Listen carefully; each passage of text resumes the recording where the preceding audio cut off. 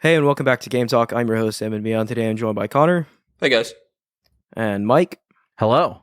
And today our topic is mobile gaming. We've talked about mobile gaming before in the past, but I think it was like 6+ months ago. And the landscape Months. of things... It's been more than months, right? 6+ years, excuse me, 6+ years ago.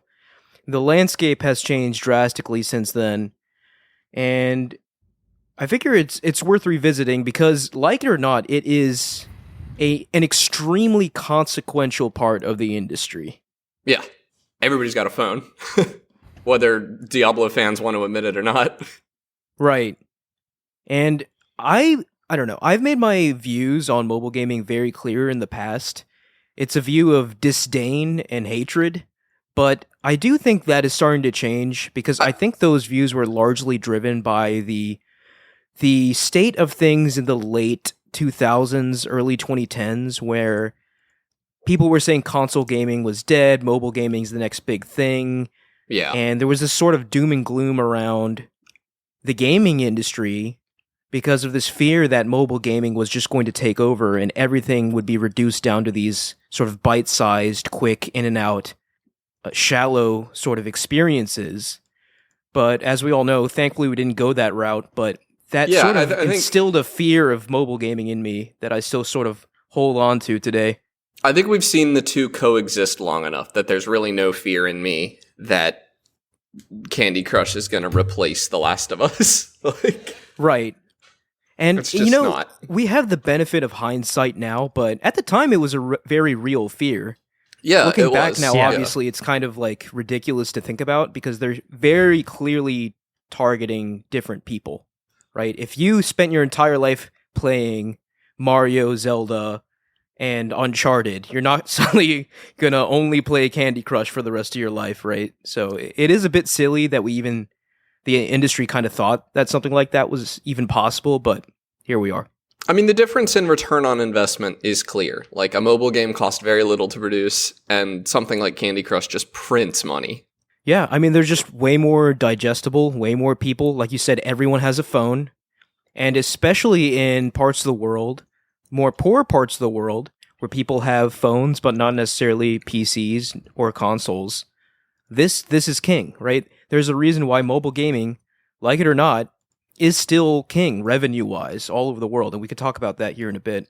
But Yeah, but there is an interesting phenomenon happening right now. The reason I wanted to talk about this, I dip a toe in mobile gaming every time I get a new phone. I just am curious to exercise the new device, and I just got one that's like a Snapdragon 8 Gen 3 or whatever, which means nothing to me, but I looked it up a little. And they're putting these chips in laptops now, like Windows laptops. yeah. And Those run Steam games. yeah. Oh, Like, there's- absolutely. There's mobile games from PC or are PC games that are mobile, have mobile ports nowadays. I know, especially on iPhone. Apple's been funding that, and that is an interesting phenomenon to me for a few reasons. I've always known about like your Stardew Valleys. Dead Cells has a pretty solid mobile port. A lot of the indie darlings, God willing, Balatro. A lot of these indie darlings get a mobile port that is extremely competent. But something I saw recently that is like fascinating to me is an app I don't even know if an app is the right word. It's called Win Later. I posted it in the Discord the other day. I don't know if you guys saw it, but it is someone running Fallout 4 on an Android phone at like somewhere between 40 and 60 frames per second. Yeah.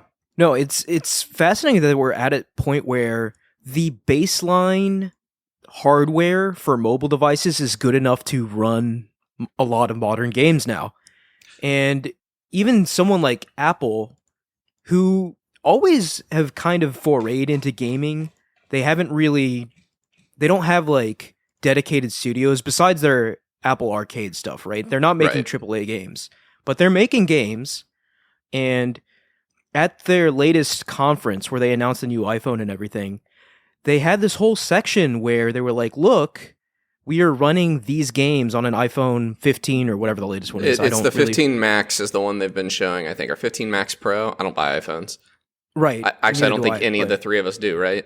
Right, Yeah. but Well, I'm but I an found this Android user. fascinating where they showed like, hey, this is Resident Evil 4, this is Death Stranding, this is yada yada yada, all these AAA games running on an iPhone, which is just The new wild Assassin's to see. Creed Yeah, with ray Assassin's tracing. Creed.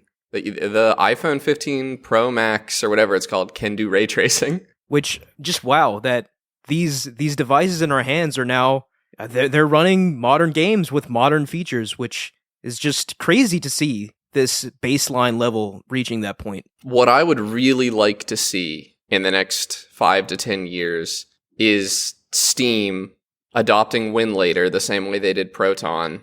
Actually, I don't know if Steam adopted Proton or made it. I don't know the history there, but I'd love to see just an app that I can install a Steam game on my phone. The Steam Deck would be dead to me, like, immediately. If I could get a decent controller and play it on a nicer screen with frankly difficult to measure, but pretty good hardware in modern phones. And I'm also way more likely to upgrade a phone than I am a game console. See, okay, so we've had this discussion in the past, but I do think it's worth bringing up that difference in philosophy, right? Where I want dedicated hardware for my stuff. So when we talked about that, I would have agreed with you. That was before I lived somewhere where I'm riding the bus, I'm riding the train, I'm constantly out and about. I don't want to carry a backpack everywhere. If I can get a controller with a small enough form factor that it fits in my phone, in my pocket, next to my phone, next to my wallet or whatever, you have an extremely compelling product to me. And the Steam Deck could never compete with that. Yeah, I suppose you make a good point, right? As a companion device, this, in an ideal world, this would be it, right? Where you could just pick up and play your games on the go with you. The only gripe I have with playing on your phone, right, is that your phone is really your device for everything, right? As you're playing, you're probably going to be getting notifications, messages, whatever, calls.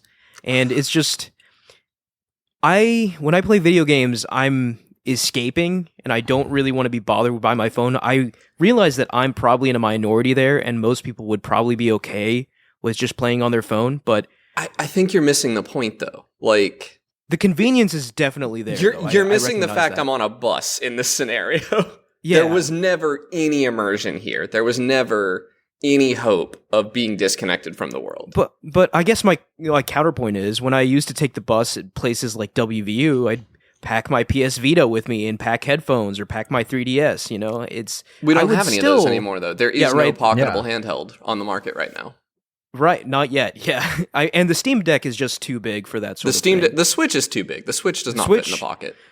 Not in a pocket, no. Switch, and I don't carry a maybe backpack. If you have large pockets, but but my phone is already in my pocket. That's the argument I'm making. Is that, and the rest of it is like philosophical, I guess, like whether or not you can have the could you just mute your phone to immerse yourself in the game, turn off your note, because that's essentially what you're doing anyway by not checking your phone while you're immersed in these games. Right. But I don't know. I see your points and I agree with your points, but just for the sake of argument, I'm going to bring up another point, is that I don't really want to waste my phone battery on this. Yes. No, you're 100% right. I kind of use my phone in a more utilitarian way. I mean, obviously I use it to mess around, go on YouTube, whatever. But if I need my phone, right, to call or text someone, and I'm at like 15% battery because I played Death Stranding for 30 minutes, that's a problem. Yeah, so that ties into another problem. I would rather carry an external battery than a Steam Deck still. But my thinking is that if I had a game controller with a battery in it that attaches to my phone, then that has enough utility probably for me to carry it around. But the market has nothing like that right now. And frankly, the controller landscape on mobile is despicable. It's really bad. You see reviews for these and they're praising the bare minimum. They're like getting a high score because you plugged it in and you were able to get a game to recognize the controls. Right. Well, I think we can all agree that this touchscreen controller is just unacceptable. I'm not going to play video games that way. I don't like to play games like that. A lot of people. I know. My cousin played through Symphony of the Night with touch controls and loved it. Granted, that's a 4x3 game. So I think the controls are in black space on the side, that or they stretched it to widescreen. Either way, that information you don't need to play the game. And that makes it a little different. And I suppose for certain games, like you said, Castlevania, that's a platformer largely. Metroidvania, you're moving side to side, you're jumping. Yeah. Right, you're not You're not using an analog stick. You're not tapping shoulder buttons. So Any RTS, certain games well, it could any, work, but but RTSs, Balatro, Civ. I don't see any reason they couldn't be great on mobile without a controller. oh yeah, Civilization with touch controls is perfectly acceptable. But the vast majority of, I mean, no one's going to be playing Call of Duty on touch controls, right? That's just but that's not a true. common thing. Yeah. Well, no, I was going to say that's a common thing. Like, people are playing Call of Duty Mobile all the time with touch controls somehow, but I just can't fathom how anyone would enjoy doing that. It's not. That's crazy. It's a person. Yeah, you're in the mentality of a person who has a PlayStation, who has a PC. The person doing that doesn't, probably. Yeah, the person who's doing that, their phone is their only access to gaming, and they're getting a pretty good experience with Call of Duty Mobile, I would think. The free-to-play space on phones is absolutely atrocious, but that's more of an issue of the platform itself and the way people will monetize phone games. But like a game like Call of Duty, everyone has a phone. Yeah. That's a reality nowadays. Everyone has a phone anywhere in the world. Yeah, and Call of Duty Mobile, Mario Kart Mobile, these are humongous Mario Kart, titles. Yeah, huge. I don't know, man. Maybe I just need to try it again. I think the last time I actually played mobile games was in college, when I was just wasting time in class on these stupid free-to-play games. But I've largely been out of that space for, like a decade now? I mean, I only dip a toe, and I guarantee you a week from now I'm not going to care about this anymore. I just got a new phone, and I like to see what's out there. Yeah. And I am a little disappointed with what I'm seeing, but I'm optimistic seeing the idea of having, because I also like a lot of games I really like, indie games that I've bought on my PC are available on mobile, and they're at worst competent, but I would not buy them a second time. Yeah, I think indie games and mobile are largely a good fit. A lot of indie games feel right at home on a smaller screen with more limited controls. Like you said, Balatro would be perfect on mobile. Probably the best platformer for mobile. Something like Slay the Spire, perfect on mobile. It is on mobile, isn't it? It is. Oh, it yeah. is very it fun is. to play on mobile. Yeah, and that space makes sense to me. It's when you start venturing into, and granted, I know people do this, but something like Call of Duty, since we brought that up. Yeah, you got to have a controller. That would break my brain. Trying or Assassin's to manage, Creed and Resident Evil, gotta basically more AAA games, usually with more complicated controls. I feel like the more complicated your controls are, the harder a sell playing on just a touchscreen is. Yeah, definitely. But when it comes to these phone games, the whole iOS championing AAA games was fascinating to me, because I was just thinking, what do they hope to achieve, right? Because the people who are interested in these games, I don't think are going to be playing them on a phone, right? Who is going to play Resident Evil 4 or Assassin's Creed Mirage or Death Stranding on a phone? I think you are underestimating the audience that has a passing interest in these things, but is not willing to drop $500 on a console just to find out if they like video games. So I'm sure that audience exists, but it certainly isn't as prolific as people like Apple want them to be, because we have sales numbers for these games on iOS, and they're just abysmal. Yeah, we're talking in the thousands of units. So that is certainly not worth the price of porting them to these platforms. So I wonder where this sort of initiative will go in the future, if they try to maybe market these games more or something. I think it's a matter of sticking with it, because there's more to it than just that the games aren't. Like, one is the touch controls. There's really not a great solution out there right now, at least on Android. I don't know how iPhone's controller support is, but on Android, even if you pay $100 for a backbone controller, which suddenly we're well on our way to the cost of a console again, right? Which comes with a controller. Even if you pay that, it's not guaranteed to work in every game you boot up, and that's ridiculous. Yeah. So there are still a ton of problems that they need to solve if we're going to have AAA games on mobile. I do think that they're also significantly compromised ports right now. They're not nearly as good as their console counterparts, but I do think we are within a few phone generations from that not being. I mean, obviously consoles are also getting better, but phones get better faster than consoles do.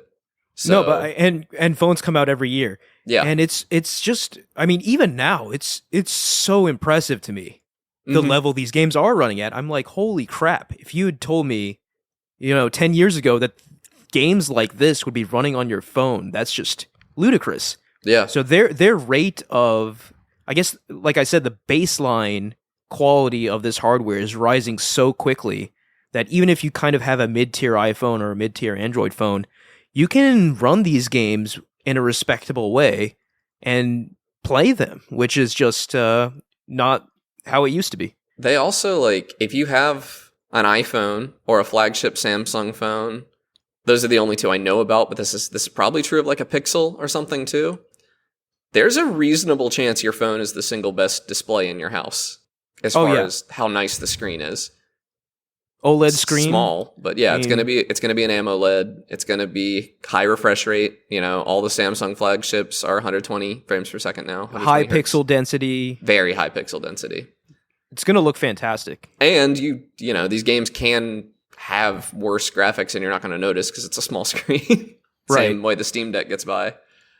Yeah. And that also brings me to one of my favorite arguments that I know you two heavily disagree with, but I'm going to bring up again, is that when I'm playing a game that's supposed to have all these bells and whistles, this quote-unquote AAA production quality, I really, to me, these games are meant to be played on a giant screen, if you have one, of course, with the audio setup.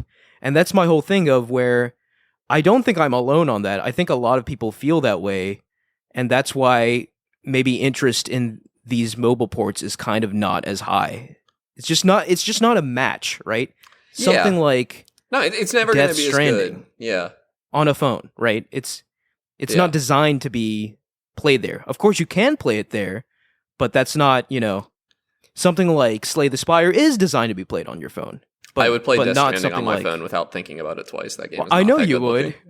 I know you would, but I mean, but it's not just the looks, right? It's the looks, the now haptics, that's a factor too, and the audio. The audio is a big thing in Death Stranding as well, and that's those are all both sort solvable problems, though. They're solvable with like headphones and I guess a haptic controller, but But yeah, I just that's a big sticking your phone point has to me, haptics too. in it. I mean, it's not going to be as good. Your phone has rumble. Like, it's not going to be as good as the PS5, obviously, right? But there's some haptics there.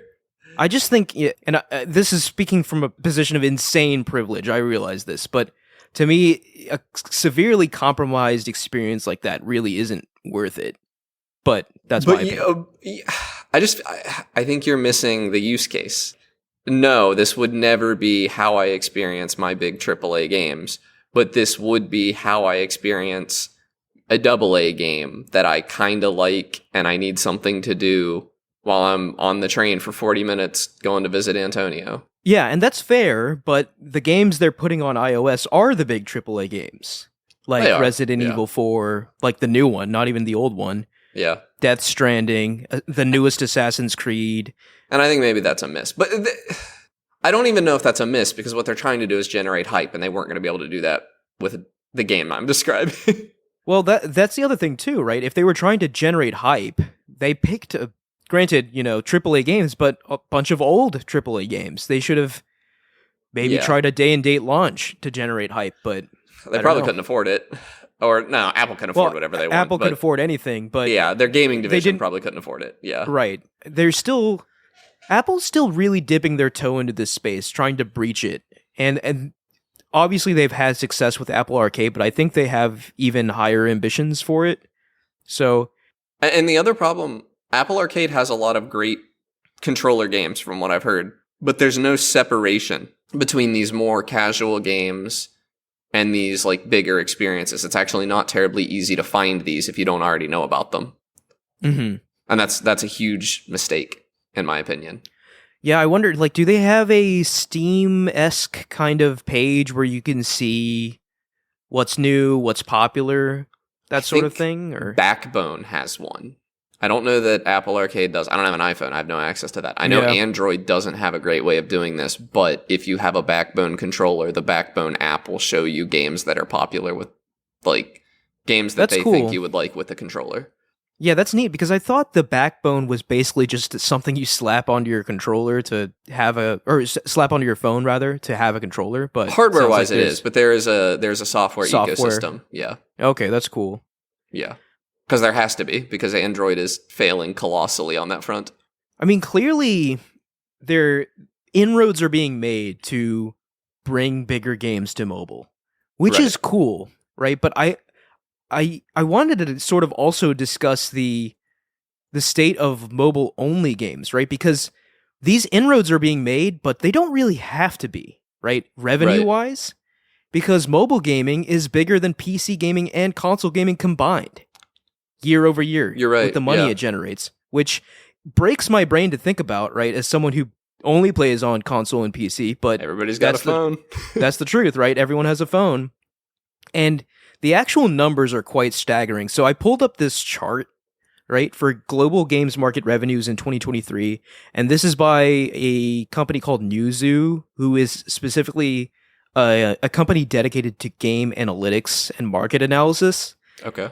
And the split of global games market revenue in 2023 was 49% mobile, 28% console, 22% PC, 1% browser. What was that console PC split?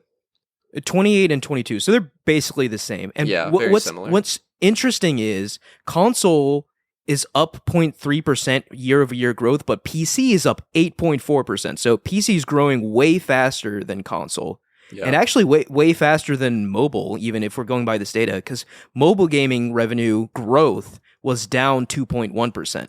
That's fascinating. And browser gaming revenue was down 16.9%, which isn't surprising, right? No one's really doing that anymore. Yeah, people are moving. I mean, the people that people who used to play browser games, myself included, if I want that sort of fix, I'm going to mobile now. Right, and that's largely a relic of a bygone era, but yeah, these growth numbers along with these percentages are fascinating to me, and especially considering PC, right? They're rapidly growing.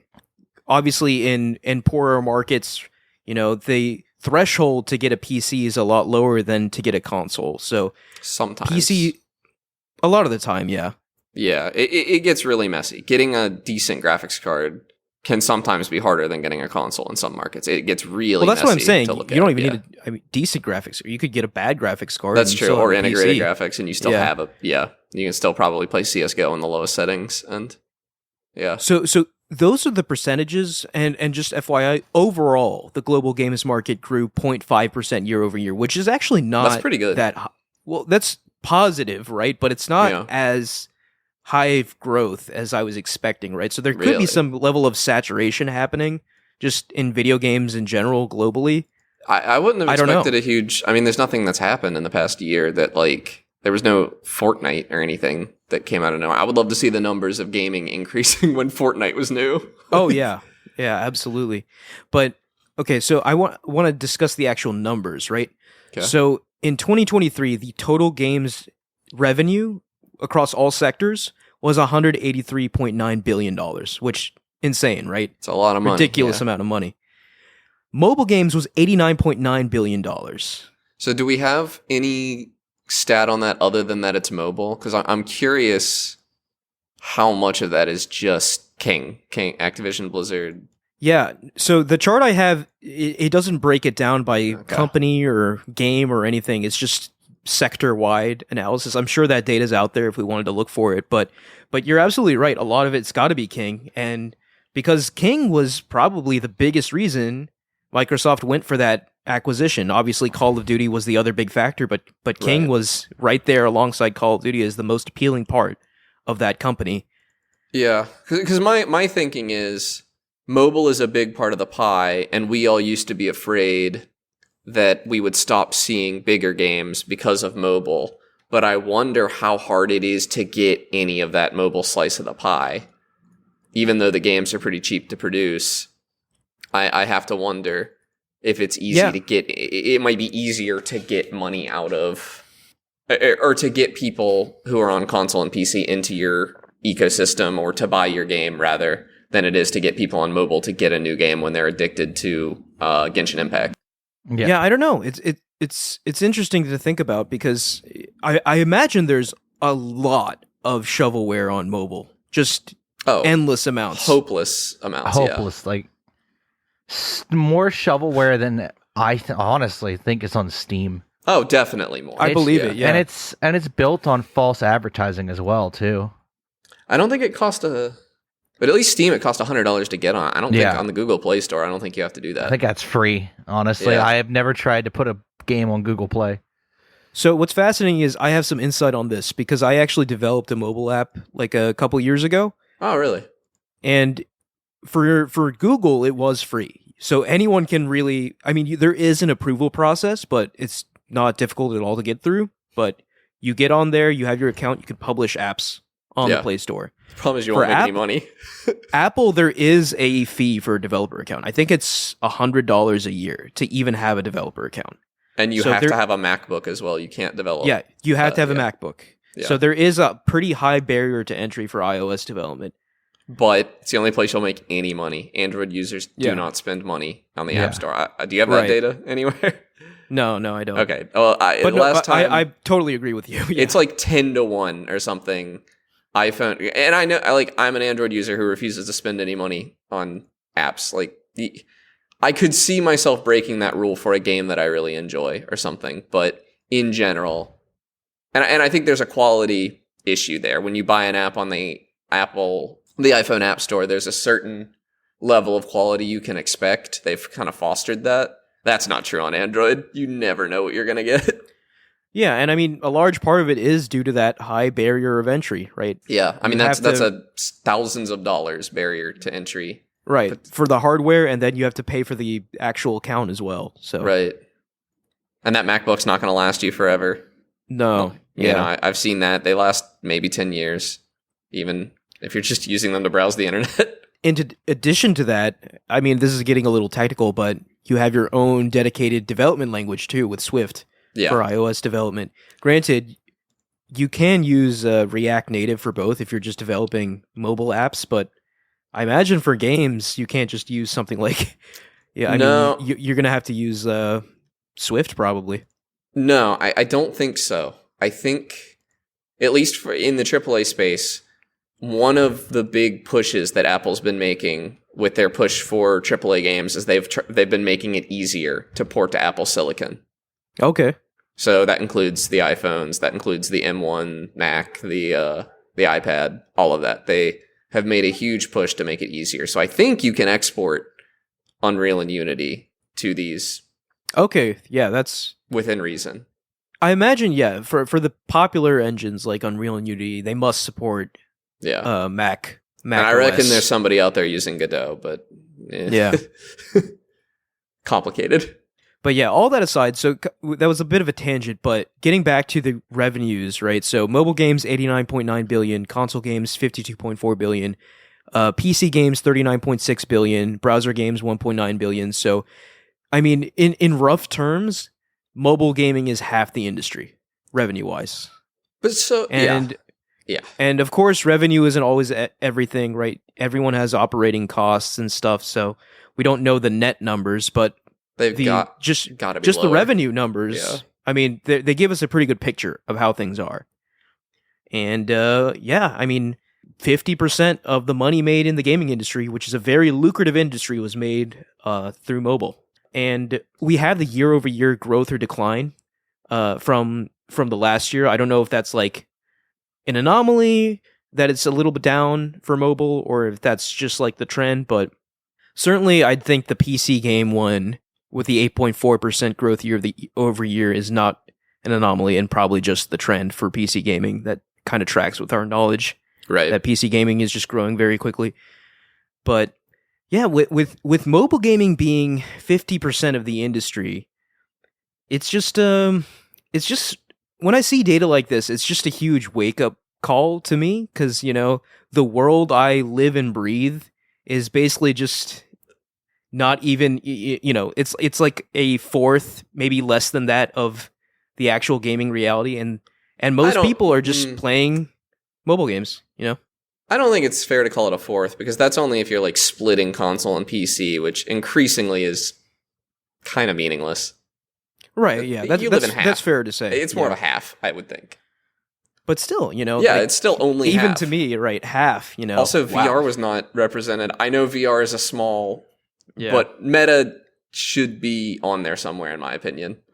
It'd probably be 0.5% or something, but it's weird that... Yeah. Because this is, I don't know, this episode is a novelty to me, similar to our VR check-in, although I'm far more interested in VR than mobile gaming. No, I mean, I think the industry data, the economic data that we have is just so interesting to me. I love seeing these trends. It's interesting to me seeing what's growing, what's declining, and then trying to predict the future based off that. But yeah, you're right. Like, I mean, VR, obviously not in a great spot, but certainly Meta is pushing it farther than everyone else, and I would be interested to see what those numbers look like. Right. I mean, we're at the point with VR, and I don't want to rant on about VR too much. It's not the episode. But we're at a point with VR where I don't know anybody right now, I don't think. I haven't been able to show someone VR for the first time in years. It just doesn't happen anymore. Everybody's experienced it. Yeah, everyone's done something VR related. Right. Especially with, like, the prevalence of, there's, like, VR cafes. Right. I don't know if cafe is the right word, but... Yeah, it was places where you can go VR-cade to play VR games. VR arcade, right? Yeah. That's more common in cities. So people have at least tried it, even if they don't own something, they've like gone out for fun with some friends, happened upon a place that has VR gaming and checked it out. So it's definitely more in the mainstream consciousness now. I just don't think it's something people really are out buying in droves. No, it's not. No, not like microtransactions for Candy Crush. Right. Oh, I saw something the other day. This isn't even mobile. I don't know how much time I want to spend on it, but it was on Waveform, the Linus Tech Tips podcast, and it was something like 83% of gamers have bought a microtransaction in the past year, and that's we're willing to admit they had done it. I wanted to bring that up too. Yeah, that's fascinating to me. Yeah, that's me too. Insane. What? Yeah, I am not a microtransaction enjoyer. I bought a battle pass for Fortnite a million years ago. We're in the vast minority. Yeah, That's apparently. me. I frequently really? buy microtransactions. Yeah. The only game I've ever done it for is Rocket League, and I feel validated in that, considering the hundreds of hours I put into that game. But it was a loot box situation. I was just opening loot boxes. No, this is a fascinating data point. I'm glad you brought it up because that really speaks to me of just where gaming is at and where it's heading, right? We're going to see a lot more microtransactions. We're going to see a lot more live service games. And I do think there is a direct line to be drawn between standard mobile gaming practices in the early 2010s, right? Because they were always filled with microtransactions. That was the whole bread and butter of mobile. That's how those games made money. And now we're seeing that in console and PC games too. And my problem is I don't hate the freemium model. Like, I've played a lot of Fortnite, and I've played a lot of Fortnite for the $10 I spent on a battle pass 6 years ago. And I am grateful to the people that are financing my Fortnite playing because it's not me. Yeah. No, there are people out there. I mean, free to play is what it's called, right? But for a lot of people out there, they probably spend way more money on free to play games than a fortune they would on normal video games. The reason I'm very anti-microtransaction now is because I fell down this hole when I was in like middle school. And granted, I didn't have any money, but it was I was playing Mabinogi, the Korean MMO I was obsessed with, and it was like Christmas and birthday. What did I want? Nexon Cash, so that I could buy stupid single-use items. I probably spent $200 or $300 on this game. No, I mean dude, you see it with kids today. I hear all the time. Parents are like, "What do you want for Christmas, child?" And the child is saying Fortnite skins or V-Bucks or whatever, right? That's all they want, which is just, I can't believe it, but obviously I'm old now and out of touch. Well, it's especially insidious. $60 is a large sum at one time, and I think the three of us probably have a pretty good handle on our finances. I don't know about above average. My finances are pretty in order at this point in my life. Mine too. So maybe the three of us are above average. I don't know where average sits. I don't know that many people that are bad with money, I guess. But it's really easy to spend $3 and not think about it at all. Yeah, exactly. I think it's because we all come from, like, I know at least me and Connor do, a poorer background, so money's a little more valuable to us. That $3 meant, I remember when that $3 meant a lot to me. Yeah. Yeah. Now I could just drop $3 and be like, oh, I'm fine. I can still afford my bills. Right, but I remember it's where gonna I say came rent, from. but that speaks to the insidiousness you were talking about, Connor, where, okay, it's just $3, but you spend $3, I don't know, 50 times in a year, and then where are you, right? And that's usually what ends up happening. And that's why this business model is so dang successful, and why everyone's climbing over themselves to try and adopt it and shove it into their games. It's because it works. Right. People will drop the money on this stuff. And I really do think that mobile gaming set the standard for this, right? Yes. Mobile gaming, they were the ones who really came up with this business model, and now we see it everywhere. Is that true? I think the free-to-play MMO free-to-play MMO predates the mobile. I think you're right, but not by much. It's like an evolution kind of thing, right? Yeah. Where it started in MMOs, and then mobile gaming really kind of, they set up the stores, like, hey, you spend $5 and get this, spend $10, get this, $20 for this. And that sort of evolved into modern microtransactions as we know them today. Yeah. But yeah, mobile games had a huge part in that. And I'm probably the one out of the three of us that really dislikes that model the most. I am much more of a fan of, like, here's a $60 game, here's the experience, buy it, play it, you're done. It is less psychologically damaging to you to drop $60 than it is to me and Mike. Yeah. Like, fair. Not that it's horrendous for me, but if I had to pay $60 for Fortnite, I'd have never played it. Right. And you're probably an anomaly, Connor, where you're probably not spending $60 on Fortnite a year. But no, I've spent $10 ever. I want to be on the record. Right, yeah. But a lot of people are. And a lot of people are probably spending a lot more than that on Fortnite every year. Maybe $20. Especially when some skins cost $20, which is just... Oh my $20 God. for a skin is just ludicrous. Fortnite is messy because I spent whatever amount of money I spent in 2018, and I bought the Battle Pass. And that, I think it was $10, and I had to spend like $9.50 on the Battle Pass. I have over $20 worth of V-Bucks in Fortnite right now from completing a lot of the Battle Passes since then, and the Battle Passes all have V-Bucks. So I did, as a joke, I spent 500 V-Bucks on a song that I can, like, sing at people in Fortnite, but it didn't cost me any real money. Mm-hmm. That had been because I'd been very frugal with my additional V-Bucks that I've been able to buy every Battle Pass with since then. So it is a little messier, but if you are just spending money, there are $20 skins in Fortnite, which is insane to me. I would never spend $20 on a video game cosmetic. And we did kind of veer off into a discussion about Fortnite, but it is all related, right? It is. I actually, after you mentioned wanting to see that data for mobile after Fortnite launched, I actually found something, Connor, and it's crazy. It is actually insane. Where Fortnite launches in 2017, according to this graph, right? Fortnite launches in 2017, popularizes the Battle Pass system, and then you just see mobile's revenue skyrocket. Really? Right? It was roughly equivalent to all of PC or all of console, and then very quickly after 2017, it eclipses both of them right after Fortnite launches. I like the Battle Pass model. I get why it's making so much money, because it's compelling to me as a user. Because I don't like to just spend money and get something in a video game. That feels bad. But spending money for the right to earn something feels less bad to me. That's all I got.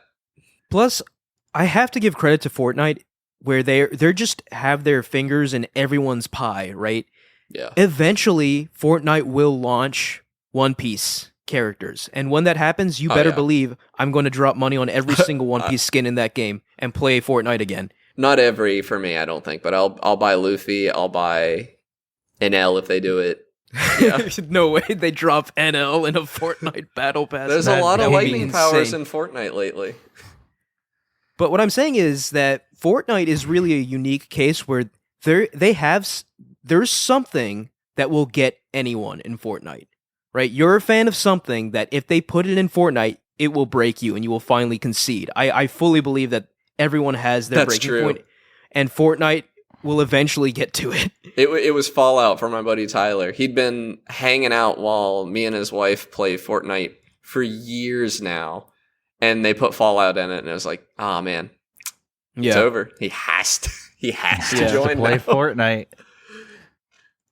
So that's the brilliance of Fortnite, and couple that with being on mobile, it's just a recipe for infinite money. Right. I don't know It if seems Fortnite's like- back on iOS or not.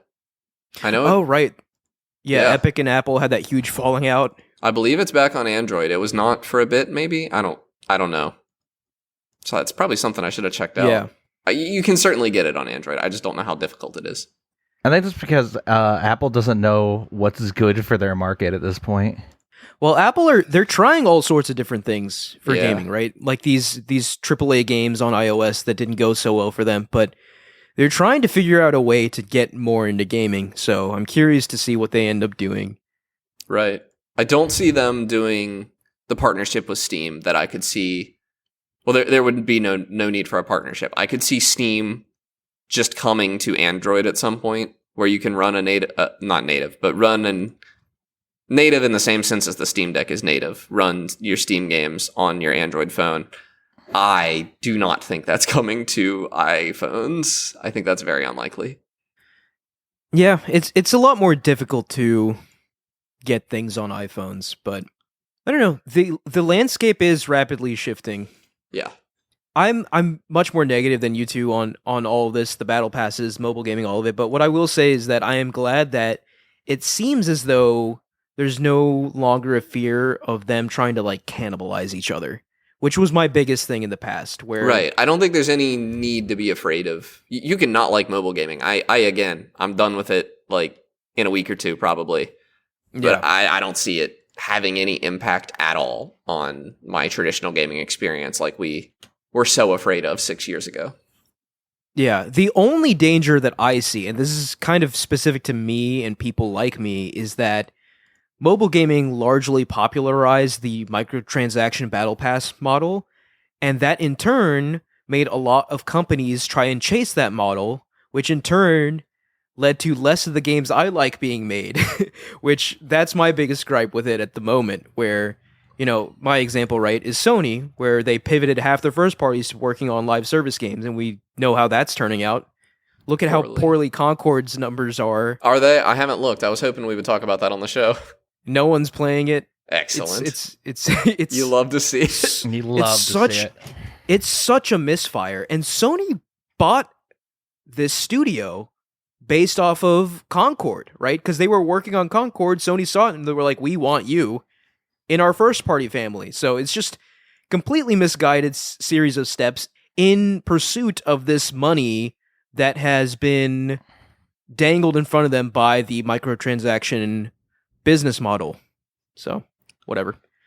They forgot to even these mobile games that have been successful are, with all the microtransactions on and stuff, are on some level fun, and they forgot that part. They didn't make a fun game. Yeah, they forgot about fun. Well, what's crazy is I don't know.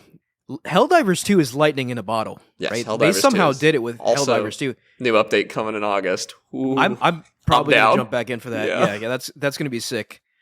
But not everyone can make a Helldivers 2, right? No. You can't set out with the intent to make something go viral. It just has to happen. And that's the sort of huge risk with this Battle Pass business model, is that most of these games do fail. But some of them are the next best thing, and there's just no way of knowing. You just have to shoot your shot. Yeah. And I'm curious how many shots Sony can afford to shoot. They've got Concord, Marathon. Fair Games. Marathon? Yeah, Marathon and Fair Games are also Yeah.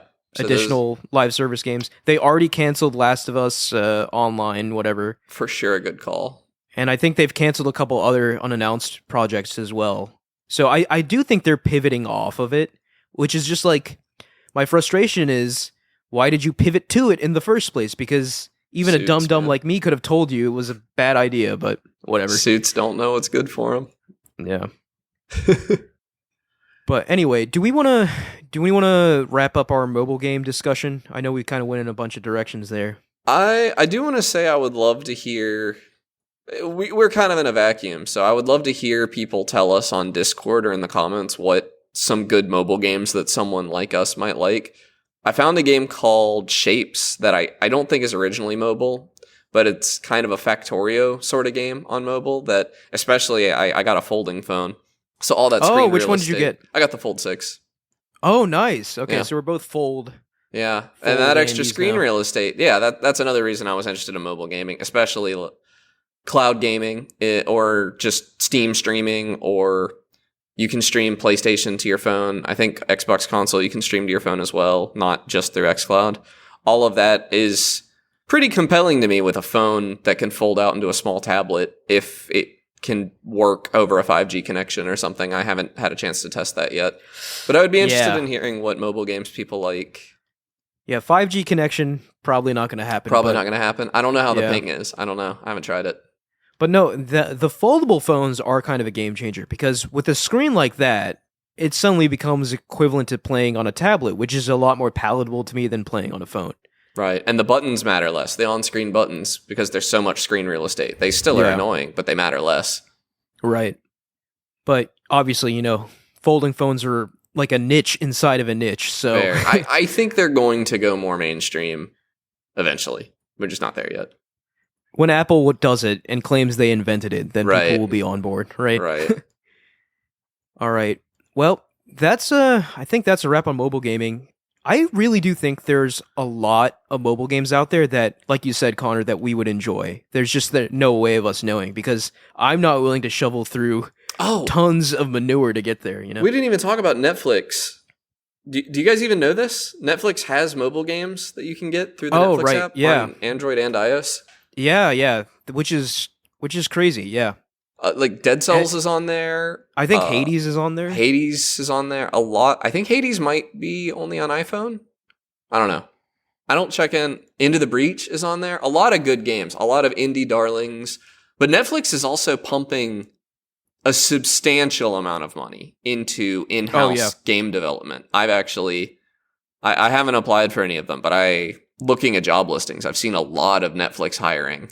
And I kind of got cold feet about even applying to any of that because the industry's been so chaotic. So I didn't even take a look at it really.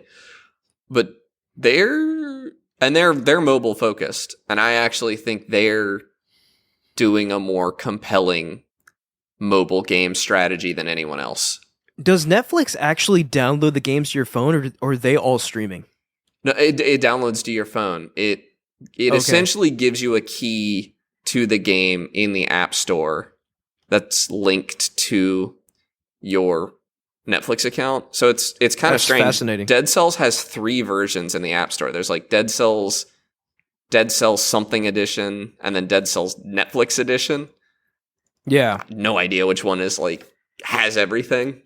Yeah, I don't know. I mean, there's certainly an audience there to capture, I think. There's a lot of people that own Netflix, and I'd wager a lot of them don't play video games, so it could be a way of capturing those people. But It's very strange because they're clearly putting a lot of money into the development side of it, but I forget it exists constantly, and I'm certain a lot of people have no idea that it's there. yeah, I think the iOS thing and now this Netflix thing, to me, they have to be courting people that just don't know video games. Because I can't imagine, right? I've already played Hades on many other game systems, right? I'm not going to play it on Netflix. Right. It just seems to me like a shot in the dark to capture people that otherwise don't know the industry. That said, in a world where I own a controller for my phone that is decent, I could see myself playing Netflix Hades instead of buying Hades on my PC. And that would also make the price increases on Netflix a little more palatable, because using Netflix for just what it is now, for just movie streaming, in a world where I can't share my password with anyone, that's a tough pill to swallow these days. In fact, it is one that I don't swallow. I use my parents' Netflix account, and it, for some reason, started working again. Oh, yeah. I think they rolled it back because obviously everyone hated that change, but that's an excellent point you bring up, Connor. I didn't even think about it. Obviously, you're not buying games a la carte, right? They're all rolled into your Netflix subscription. Right. So, yeah. So then it's kind of encroaching on Game Pass territory where they're like, hey, we have these games that you just get with your subscription. Obviously, it's nowhere near the depth and breadth of Game Pass's catalog, but Netflix is certainly trying to get there, I imagine. It's a compelling library. Into the Breach especially, and I think FTL is on there as well. Those two games, really good for mobile. Yeah, Into the Breach is fantastic. I want to play those. I think I have them both installed. And I probably will play them on mobile. I have both of those on PC, but I never got far. But they're very good for the mobile form factor. Yeah, you mentioned Netflix is doing in-house game development. I know they had their weird kind of experimental, like choose-your-own-adventure Netflix. I think it was a Black Mirror episode or something. Oh, yeah. I don't know if you guys watch Black Mirror, but they did a Cloverfield thing, too, I think. Yeah, they have a couple TV show episodes where it's like you actually interact to change the plot of the show, which is a cool concept, but it sounds like they're actually doing like more traditional game development and not just like their TV show kind of game hybrid stuff that they've done in their past. Well, there's stuff like a Stranger Things game on there too. And I see the brand synergy, like, oh, you finished the new season of Stranger Things, let's immediately throw you into the mobile game, which I do want to point out because I think the three of us are also abnormal in this way. The way people consume content is on their phone a lot of the time now. A lot of people are watching Netflix and YouTube on their phone and all the other subscriptions and stuff to the point that it's like impacting TV sales. I think it's a lot of people are now experiencing this stuff on their tablets, on their phones. In the same way you can't imagine playing games on your phone, Ahmed, the idea of watching a movie on my phone is just horrendous to me. Just upsetting. I don't want to do that. Oh, on your phone? Yeah. Yeah. Yeah, I would never watch Despicable. a movie on my I phone. mean, I won't say never. There are instances like on the bus or something maybe. But on the plane. The only time I've done it is like on the plane. But you used your tablet, right? Well, if I don't have my tab, I've done it on my phone before, which I was going to say, because you have a massive tablet, like, it's pretty big. The screen, yeah. Although I guess your phone's pretty big too. Yeah, so there are instances where it makes sense. But I'm not going to sit down and watch an entire season of Stranger Things on my phone. That's wild to me. I don't blame anybody. I'm not saying that it's a foolish thing to do. It's just not something I would do. Yeah, no, I mean, you're right. The vast majority of younger people, and even I think older people, are just now, their phone is how they consume media, right?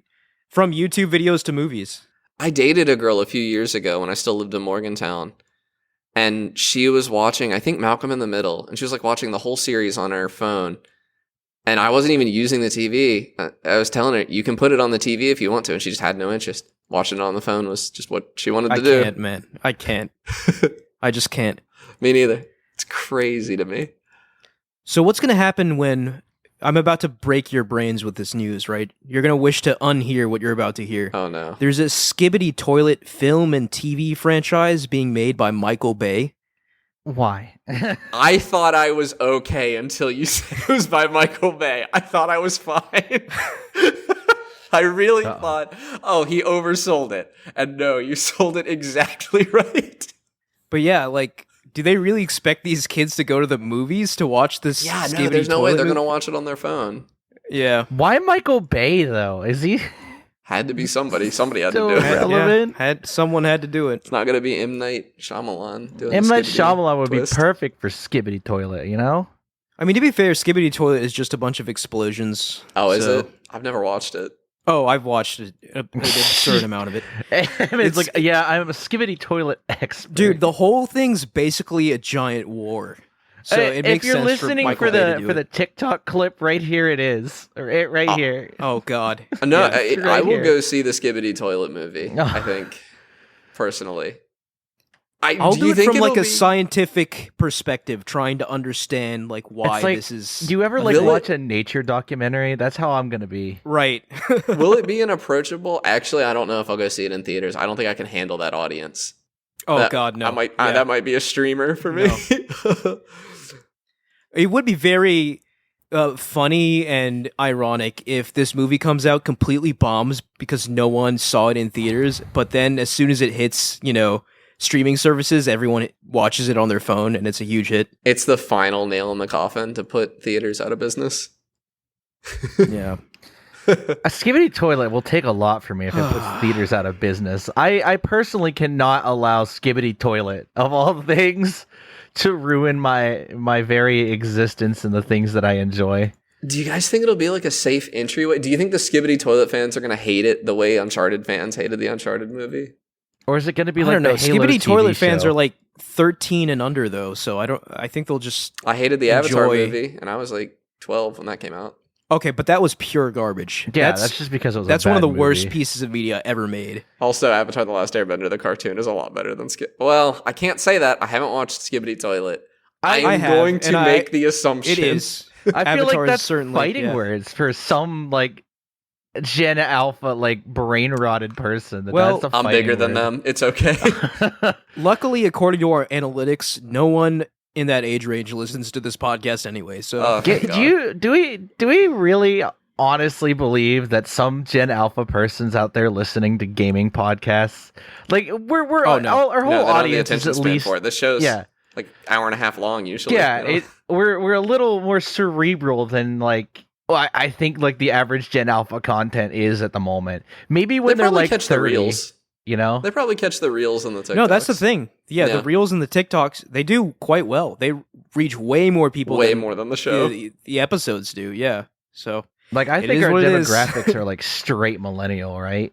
it's a mix of millennial and Gen Z. I figured we were like a Zoomer. Look closely at your friend Adjacent. group and extrapolate. Yeah, That'll look bring closely us- at who I associate with. All right, before we get into games we're playing, I have to comment because we're all on video, by the way. This is the first time we've all been on video doing a show together. We might put this on YouTube at some point. Probably not this episode, but at some point we'll probably start uploading to YouTube. But Mike, is that a PS5 I see in your room? Yeah, it's my girlfriend's. Oh, okay. I was like, Yeah, did you I've break been down using and it get to a play the PS5? game that I'm going to talk about. So, Interesting. Okay. All right. Well, why don't you talk about it? well, this is going to come out of left field, but I've been playing CFB 25. What is that? Oh, the college football game that sold Oh. 600,000 copies.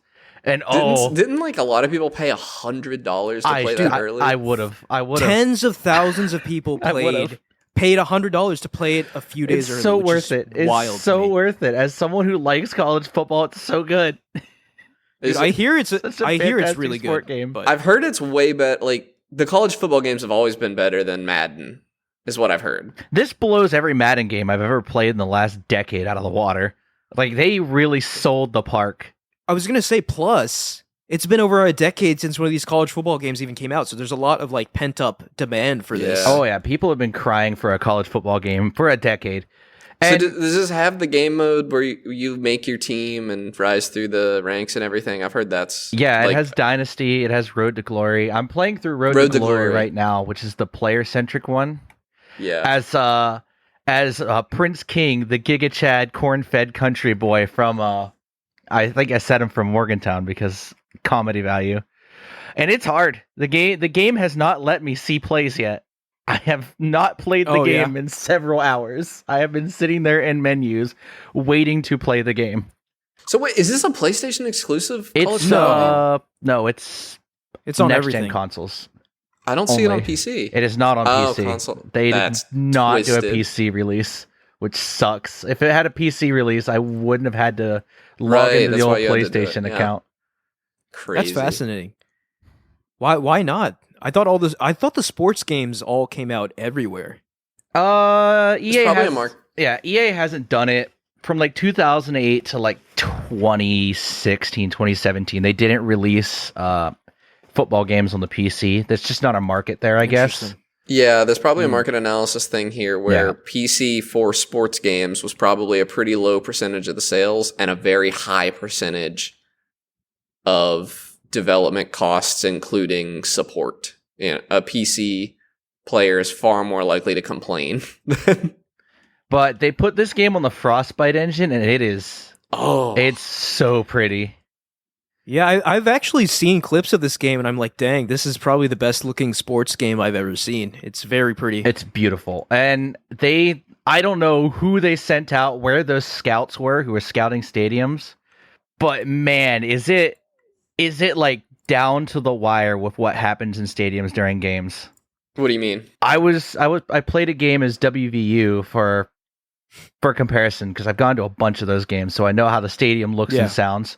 They nailed it. Everything is down to like the crowd cheers, everything. Wow. They have every crowd cheer in that game, and it like is the WVU specific cheers. Yeah, like the first down chant, the third down chant, everything's there. It's all there. Even the entrance is right.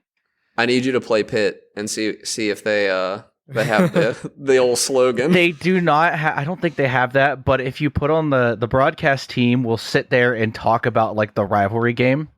Really? Yeah, they'll give incredible. Like historical facts in the announcing and everything. The backyard brawl. It's so nice. That's crazy to me because obviously, I mean, college football is like extremely popular, but to get into the specifics that much of like each team and their specific rivalries and specific team chants, and for a school like WVU to have that, you've got to imagine then everyone has it. Yeah, all like 150 teams, or it's 130 teams in the game right now. All of them are lovingly detailed, down to like uniform combinations. They got most of the player licensing names. Not every player's in the games. They could opt out or opt in, but interesting. They have player likenesses and names now. Yeah, they couldn't sell likenesses for a long time. College players weren't allowed to make any money at all for a long time. Yeah, I think EA decided they found a deal where they could pay everyone $100 or it was $500 to be in the game or something, which is obviously that's a good deal. I mean, if you're a college student, like that's a good deal. $500 is $500. It's a PS5 to play the game. It's just like, hey, do you want to be in a PS5 Xbox game for $500 and you don't have to do anything else? Yeah, like, you just have to. I do. You just have to sell your name. That's some people didn't, which it didn't make sense. It's just a game. Was it just their name, or did I imagine EA's in 3D scanning these guys? Name and likeness. It is their as close to their face as the game will allow, but it's so nice. I am sitting there in awe. I was sitting there last night playing Pit, and I'm just like, they have that in the game? Yeah, that's crazy. That's really cool. It's such a good sports game, and in a last couple years where Madden's been absolute garbage, and I just don't want to play it, and it's plastic and unalive. It feels like I'm at these football games sometimes. I get lost. I get lost playing a football game. Mike making me care for a second about a football video game was not in my bingo card. Me coming out as a college football fan was not a Game Talk fan. Well, yeah, but hearing about the WVU stuff actually got it's making me want to get it. Yeah, I'm never gonna play it because I'm just not into football. But like I've been to these football games and it's exciting, man. And to have that kind of captured in the game is insane. I never would have thought they'd do that. As someone who really likes college football for all the things that make it college football, like all the traditions and crowds and just the wild stuff that happens, it nails it. It 100% nails it in a way that only people that truly cared about college football could do it. So I have nothing else to say about it. I still need to start the Dynasty game and everything. And just as an aside, I want to point out how important college football is for people from West Virginia like us, because there's no pro team in the state. Yeah. If you're rooting for a pro team, it's probably the Steelers. It's either the Eagles, the Steelers, or the Commanders, and that's it. There's none in the state. So the closest you get in state.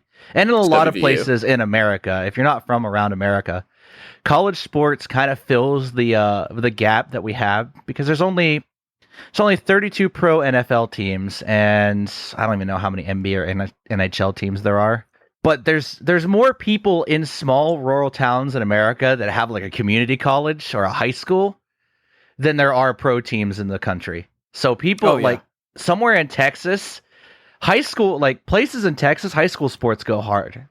There are entire communities that their entire social hierarchy and standing is based around high school football. It's wild how important in a lot of these communities, football is, even if it's just like a local high school, there's high school athletic facilities that can rival those of like multi-million-dollar American football teams. Like, there's a lot of money in college football and getting these people. During COVID in West Virginia, not having high school football games was economically significant. Yeah, it's a lot of people care deeply about their teams, and everyone has a favorite college football team, especially in West Virginia. Now, how true that economical significance was is debatable, I would think. But they definitely claimed it was economically significant. Yeah, I mean, Mike brought up a point that I have like tons of anecdotes for, where in high school, our football team, every like Friday night or whatever, there was a football game. It was, not only were all the bleachers full, all the roads were full. Like, people were just like standing outside the field watching the game. There were cars parked everywhere. There was like nowhere to drive. It was madness. Yeah. And this is for high school football. Like, these are kids just, that might not even go to college. Like as an antidote, I live in Morgantown, West Virginia, where West Virginia, or used to. I don't live in Morgantown anymore. I live just outside Morgantown. None of us do. Yeah. Yeah, none of us live in moved. Morgantown proper anymore. During football game days, you could not get around town. Oh, yeah. There were so many people in town. The population of the city probably doubled. Yeah, I mean, you've got literally tens of thousands, if not even like 100K people flooding into the city. Yeah. For a day. Yeah, You know, it's parking just lots. madness. Just, you go out in front of the stadium and it's a hospital parking lot that's no longer for the hospital. It's full of campers, RVs, and people drinking. Because the hospital's across the street from the stadium. Yeah, the stadium and the hospiel sit there. Oh, wait, I didn't check see if the hospital was modeled in the game. Oh, that would be crazy. That would be nuts. They probably did. I'd put good money that they put Ruby right across from the stadium. But yeah, that's what I'm probably going to play at least a little bit after we finish recording. So it's fun too. I mean, I guess we haven't really talked about the fun factor. It's really so fun. much fun. I'm enjoying playing it, even if it is a little more difficult than I'm used to. Oh, that's probably a good thing. Yeah, that's cool. I'm glad you're having fun with that. Yeah, I wonder. I mean, this is probably college football's grand return. I imagine they make another one next year. Yeah, I can't imagine them waiting another 10 years to make one. Yeah, they are definitely not waiting. They might do it bi-yearly, which would be so nice for the quality of the game. Yeah. Well, awesome. Yeah, like Connor said, for the first time ever, I kind of got interested in a sports game. The last sports game I played was Harry Potter Quidditch on the GameCube. Oh my god. Harry Potter Quidditch. What a game. I've got two. Ahmed, do you should I go next or? Yeah, you go, then I'll go, then you go. So this isn't actually a game I got to play, unfortunately, because of Xbox being stupid. But have you guys seen the new No Man's Sky update? I've heard about it. It looks really cool. A little bit. You've been playing it a little bit? Yeah, it looks really cool to me. They're like bringing the tech from Light No Fire back to No Man's Sky, so we're getting kind of a taste of that ahead of time. And I think it looks really cool. It's making me really want to play the game. We just got the update on Game Pass. I guess it had a cert issue on Xbox and Switch that it wasn't available until today. So I'm definitely going to be checking that out. It looks gorgeous. And I haven't checked this game out in a long time. They've added missions. They've added like multiplayer missions you can do with your friends. They've added more story stuff. Just a lot. I'm excited. I think Digital Foundry is doing a video comparing day one No Man's Sky to current No Man's Sky. I kind of want them to wait. This was called the World's Update Part 1, so there's more coming. I would love to see that after the end of... Because I think we're nearing No Man's Sky's final form. I don't imagine it's going to continue to be updated after Light No Fire is out. When does Light No Fire come out? Do we even know yet? I think next year sometime, but it's hazy. Yeah. I also wasn't terribly excited for that game until now that I've seen some of the tech brought back to No Man's Sky. And I'm just kind of able to imagine that with some mechanics that I enjoy a little more maybe than No Man's Sky. Because the space travel in No Man's Sky I still think is a little soft for me. It's kind of grab fuel and go. You don't have to think about it too much. Yeah. But Light No Fire is going to be a one big planet that you're exploring, and it's more fantasy. Right. So it might be a little more RPG, a little more action RPG. I think it might be more my kind of thing. Yeah, I saw this was like part 1 of the update, so I thought to myself, okay, I'll wait. Yeah. But I've been hearing incredible things about it, and it's just the gift that keeps giving this game. Just yeah, update crazy. after update after update. You got anything else to say about it? Nah, I haven't played it. Yeah, I've played a little bit. I'm excited of it, to after the show, but I don't think I'm going to have anything more to say next week, so I went ahead and talked about it. So I've been playing Slay the Spire again. I got sucked back into it. Yep. You've been traveling? Now no. I'm just playing it on my portal, like in my apartment, just because that's my preferred way to play it. Yeah. But I don't know, man. This game, it is probably the greatest roguelike game, in my opinion, of all time. It's just so good. It's an A tier for sure. Not even S? I didn't like it at all. If we're talking about my scale, it's like a D tier. But if we're talking in general, I think it's A tier. Oh, you're nuts. In general, it's easily it's one of the GOATs. If it's an S, it's a low S. It's well below like Noita or Spelunky or Spelunky. I'll give you, but Noita. If you'd played Noita, you'd give me that too. Noita's insane. Yeah, I probably would. Yeah, I'm just talking about the general sentiment I see on the internet. But yeah, Slay the Spire. So I've discovered, and this is going to sound really stupid to people who play Slay the Spire, I discovered Ascension for the first time, which is essentially after you beat the game once on a character, you can then start adding difficulty modifiers and playing higher ascensions. Oh, so and I just didn't even... Like Hades. Yeah, I didn't even know that was in the game before. Really? And to me, I was just like, beating the true boss in Slay the Spire, still one of the hardest things you could possibly do in a video game. I think out of all the runs I've done, out of the dozens, probably hundreds of hours I put into this game, I've only beaten the true boss like twice. It's very, very difficult. But is it actually difficult, or do you just have to get lucky? I think you have to. I think it's both. Okay, I don't like that. That's why I don't like Slay the Spire. Well, I mean, lucky as in you have to have. So there is a luck element, but you could get unlucky and just get screwed and Slay the Spire. But there's often ways around it, right? There's a heavy skill component. How you're building your deck. It's very momentum based, right? Yeah. Decisions you make early on really impact how you're going to do later on. But yeah, but that being said, right?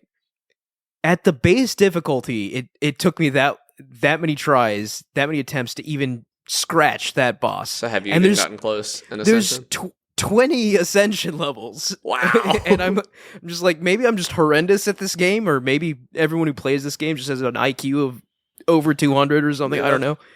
But yeah. So I'm playing it on my PlayStation, so it's basically starting over, because before I played it on my Switch. Right. So I'm going through unlocking everything again. So I haven't even tried the higher Ascensions yet, but now that I know it's there, I'm going to attempt it. But so you bought this game again on PlayStation after owning it on Switch? To be fair, I bought it on mobile after owning it on PC. That's different, though. That's a more portable. No. Here's the thing. So PlayStation gave it away one free. Of those okay. ones for totally free, different. I was just doing the brain logic of like taking a game that runs well on Switch and paying to have a less portable version seemed wild to me. But if it was free. Yeah. So it was one of the PlayStation months where they gave that away. It was like years ago at this point. But that's how I got it too, somehow. Somebody gave Slay it to me the Spire. Yeah. I still think, Connor, I think if you give it a few more shakes, it'll click with you. Because I really do think... guy. That's the other thing, too. Yeah, it's very much a card game. It's very hard to get around. If you're not into card games, then you probably can't get into it. But I mean, I was able to get into Balatro, but Balatro is a very, very different game. Oh, yeah. I don't like trading card games stuff. There was the exception of Inscription. So I'll give it another chance someday. But someday, okay. But yeah, I haven't beaten it yet on PlayStation, right? The true ending or whatever. But I don't think it counts. I think it counts beating it as just beating the game without the true ending, which... That makes sense. Okay, that's fine. But yeah, the true ending is something very, very difficult to achieve, because you can, if you finish an Ascension level without doing the true boss, you unlock the next Ascension level. So you don't really have to beat the true boss to like progress through the game, which is it which even much possible better, right? in every seed? I don't know. Because in every games, seed? Because in games like Spelunky, there's like a super secret true ending that is not possible in every seed. You're just not guaranteed to get the items. Yeah, I don't know if I could answer that. I'm not sure. Okay. Because, like, there are situations where even if you've built up your deck and your relics and everything to an absurd degree to where you have very little difficulty with the final boss, in the scenario like that, the secret final boss can still steamroll you. It's that much harder. Wow. So you really have to have you basically have to have a build that comes close to breaking the game to beat the secret final boss. Right, so I'm talking about a build that basically gives you infinite block or something, or infinite poison. That's how you beat the final boss. Because otherwise, it's ludicrously hard. Yeah. Or maybe I'm just stupid. I don't know. Yeah. Yeah. Noita, you have to beat the like super duper secret final boss. You have to be doing like trillions of damage per second.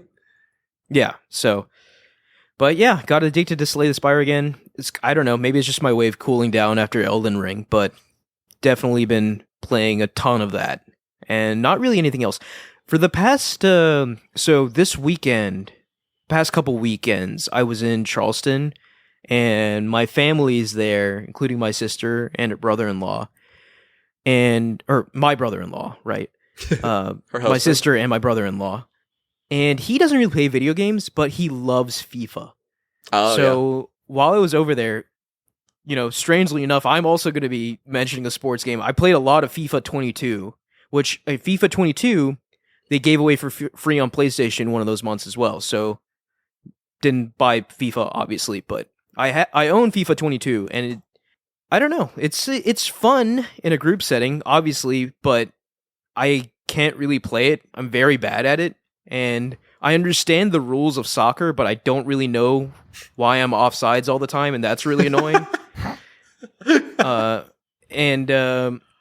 mean, like, but even if you understand the rules of soccer, which aren't very complicated, there are nuances to how soccer is played that I just don't get, because my brother-in-law, he watches he's obsessed with soccer, right? He watches the World Cup, he watches all these teams play all the time, that sort of thing. So he knows like how to set up for a pass and stuff way better than I do, because I'm just like, get ball from point A to point B, and it's obviously a lot more complicated than that. So, I mean, every time I played with him, I got absolutely annihilated, but it was fun playing video games with my brother-in-law, who doesn't usually do that sort of thing. He was probably getting a real kick out of like putting you in the dirt too. Oh yeah, it was like 9-0 most of the time. It was just that's a high scoring soccer game. Yeah, right, yeah. And but yeah, I mean, I could see the appeal in a game like that, right? If I was into soccer, I mean, it'd just be like an infinite playground with infinite toys, because you have all these teams in this game. There's a story mode too that I guess people could try if they're interested, where you're playing as like this young up and coming soccer player, and they have cutscenes and everything. And I'm just like, okay, that's interesting that they went that mile for that extra mile. It's the fantasy. For this thing. I think the pro sports fantasy is a thing for a lot of people, and because we're colossal nerds, we might have missed that one. Yeah, right. Yeah, but I'm told that it is many people's dream that they still think of to play a sport in front of a crowd like that. Wow, can't relate to that. Couldn't be bothered. Yeah. I mean, I'd love to be making $100 million a year, whatever pro sports makes, but I don't know if I would do what it takes to get there, certainly. I mean, obviously I didn't. Right, but yeah, so this was like FIFA 22, so it's a couple years old at this point. I think 25 is probably out by now, but because you're playing college football 25, right, Mike? So the 25 games are out. But even being, I guess, 3 years old, it plays and looks fine, and the animations are quite good, especially for obviously like the well-known players like Messi and Mbappe and all those guys.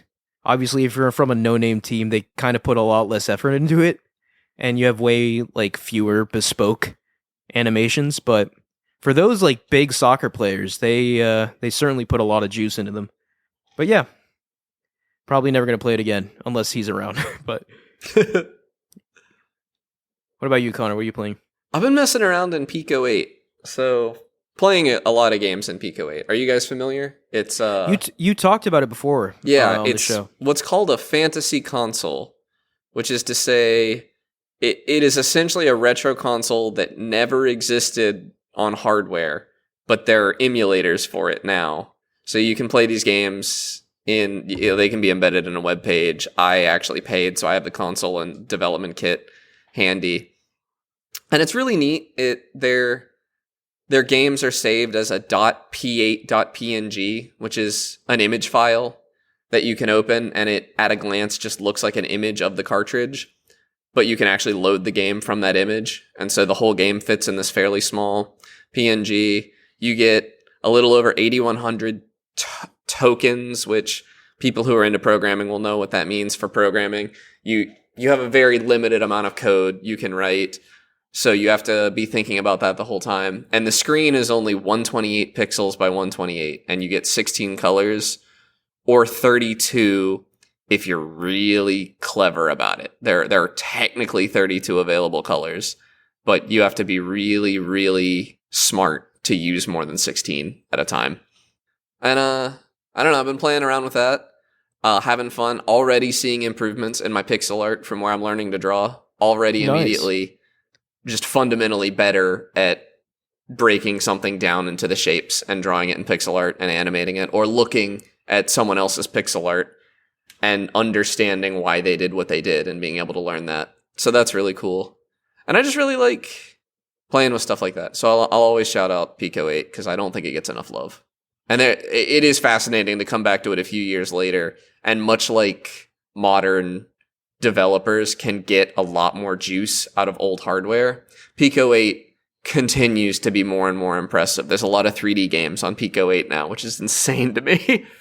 There's apparently recently I don't know if this was something someone discovered or something that was added to the platform, but I think they essentially doubled how much memory you can fit into a Pico 8 quote-unquote cartridge, so the games can just be bigger now, which is incredible. Wow. It's really cool. Yeah, I'm having fun messing with it. So are you trying to make anything? Yeah, I'm developing. Right now I'm just I wanted to do the Pirate Software. You guys will see why I didn't want to do this. I wanted to do the Pirate Software Game Jam. It looked fun.